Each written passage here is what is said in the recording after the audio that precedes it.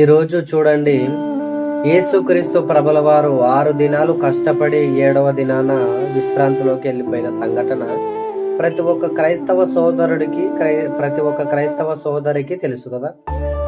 ఆదిమ అపోస్తులు కూడా చాలా చక్కగా పనులు చేసుకొని బ్రతికినట్టు బైబిల్ గ్రంథంలో మనకు సెలవిస్తుంది. ఈ రోజు చూడండి, పౌలు గారు డేరాలు కుట్టుకొని రాత్రింబగలు కష్టపడి మనకు మాదిరిగా బ్రతకాలని రాత్రింబగలు డేరాలు కుట్టుకొని బ్రతికాడు.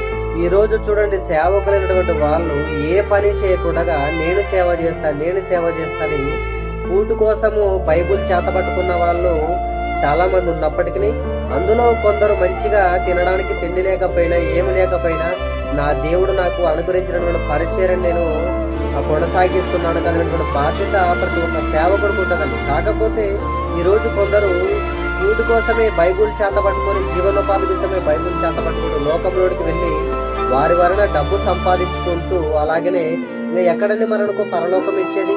దేవుడు ఇచ్చే గుణాన్ని అంటే ఎక్కువగా మెచ్చుకుంటాడు. ప్రేమైన వాళ్ళ ఇచ్చే గుణం లేకపోతే ఎప్పుడు కూడా మనం పుచ్చుకుంటున్నాం అనుకో, ఇచ్చేదెవరు? అందుకనే జాగ్రత్త ప్రేమైన సేవ కూడా.